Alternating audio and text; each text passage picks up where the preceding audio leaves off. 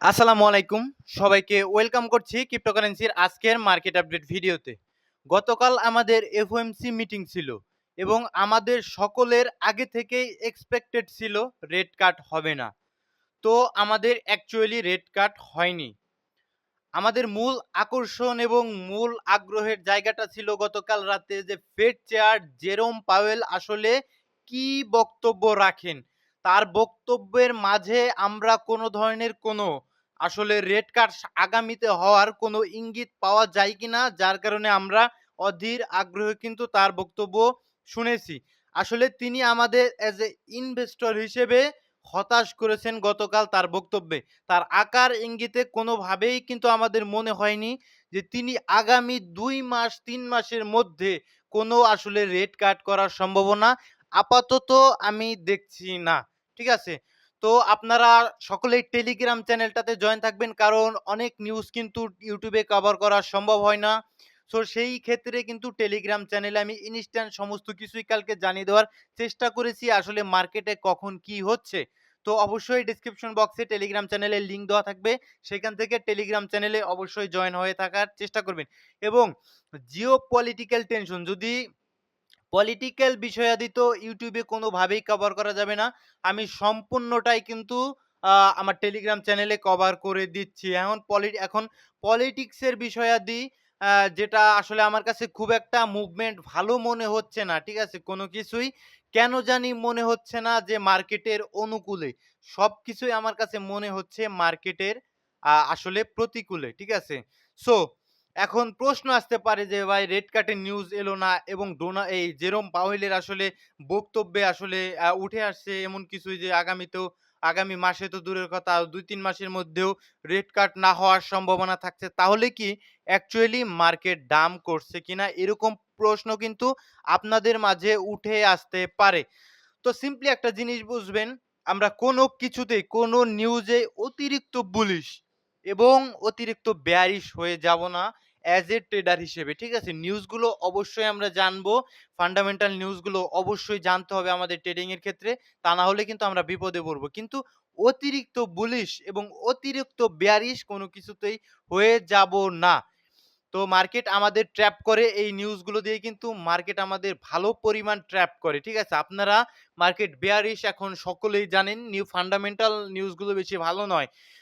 এই কারণে যদি সকলে শর্ট পজিশন ওপেন করে দেন, সেক্ষেত্রে কিন্তু আপনাদের সকলের ক্ষেত্রে বিপদ হতে পারে। মার্কেট হয়তোবা আপনাদের লিকুইডেট করে দেন আস্তে, আস্তে নিচের দিকে যেতে পারে। এখন যদি আমরা মার্কেট আপডেটে আসি, সেক্ষেত্রে ফিয়ার এবং গ্রিড ইনডেক্স 57 মোটামুটি গ্রিড বিটকয়েনের ক্ষেত্রে, এবং ভলিউম কিছুটা কমেছে গতকালের চাইতেও। ঠিক আছে? তো বিটকয়েন ইটিএফ ফ্লোতে যদি কালকের ডেটে দেখা যায়, 18 তারিখে দেখুন মোটামুটি ব্ল্যাক রক 278 মিলিয়নের মতো বাইং দেখিয়েছে। ওভারঅল 388 মিলিয়ন ডলারের মতো ফ্লো হয়েছে। এবং অন্যদিকে যদি আপনি ইথেরিয়ামের ইটিএফ ফ্লো দেখেন, সেক্ষেত্রে আপনি দেখতে পারবেন গতকাল ব্ল্যাক রক বাইং করেছে ওভারঅল 19 মিলিয়নের কাছাকাছি। ইথেরিয়ামও কিন্তু ফ্লো হয়েছে, অর্থাৎ ইনস্টিটিউট লেভেলের তরফ থেকে ইথেরিয়ামও কিন্তু বাইং এসছে। তো এখন আপনারা প্রশ্ন করতে পারেন যে ভাই বিটকয়েনের তো আবার নিচের দিকে আমাদের সিএমই গ্যাপ ফেলে এসেছে।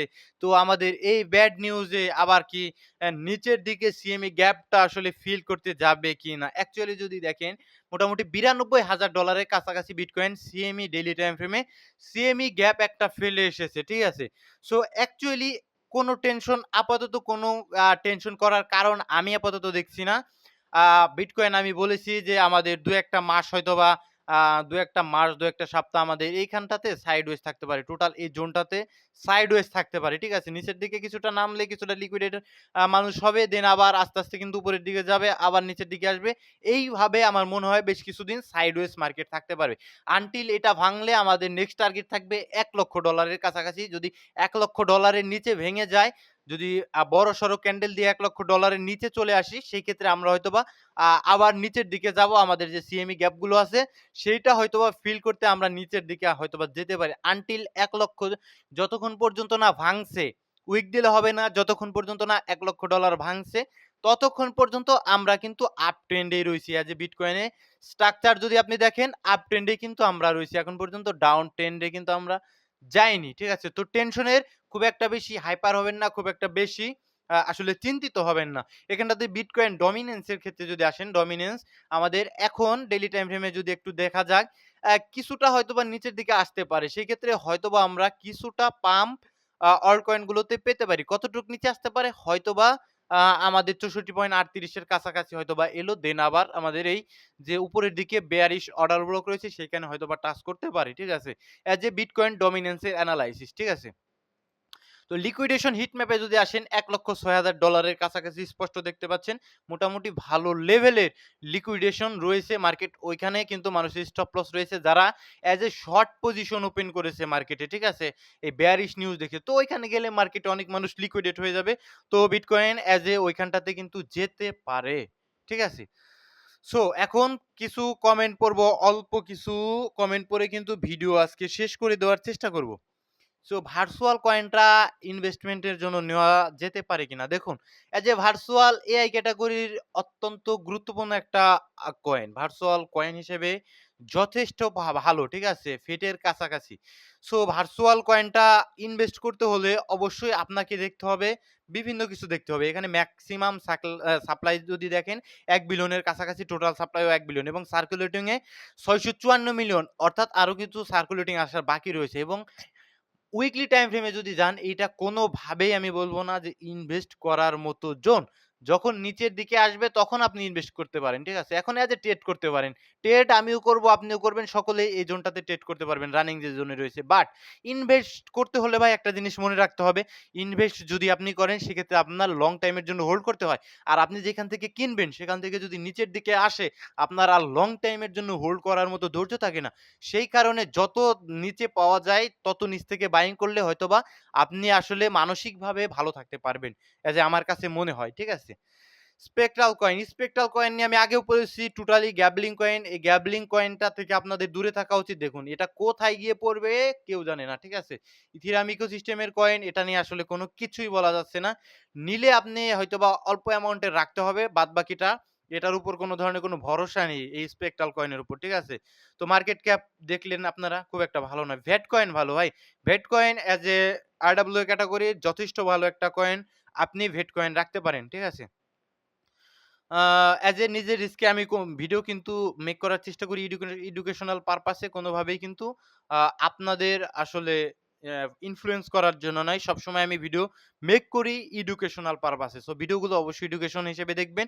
আর ইনভেস্ট করলে নিজের রিস্কে, নিজের রিসার্চে তারপরে যেটা ভালো মনে হয় সেটা আপনি করবেন। পোল্কা ডট এর কথা যদি বলেন ভাই, যদি আপনি ইনভেস্ট করেন যে প্রিমিয়াম জোনের কাছাকাছি আসলে আপনি বের হয়ে যাবেন। $৬-৭ এর কাছাকাছি আসলে প্রিমিয়াম জোনে চলে আসবে। তখন বের হয়ে যাবেন। তার পরবর্তীতে যেখানে যাক, পরবর্তীতে পরেরটা পরে দেখা যাবে। ঠিক আছে? তো সকলে ভালো থাকবেন আর অবশ্যই টেলিগ্রাম চ্যানেলে জয়েন হয়ে থাকার চেষ্টা করবেন। এখানে কিন্তু আমি ইনস্ট্যান্ট আপডেট গুলো দেওয়ার চেষ্টা করি। তো ইনস্ট্যান্ট আপডেট গুলো পেতে অবশ্যই টেলিগ্রাম চ্যানেলে জয়েন থাকার চেষ্টা করবেন। ভিডিও আজকে অত্যন্ত ছোট্ট করে দিলাম, কারণ বাহিরের আবহাওয়া খুব একটা বেশি ভালো নয়। তো ভালো থাকবেন সকলে, সুস্থ থাকবেন। দেখা হচ্ছে পরবর্তী কোনো ভিডিওতে। আসসালামু আলাইকুম ওয়া রাহমাতুল্লাহি ওয়া বারাকাতুহু।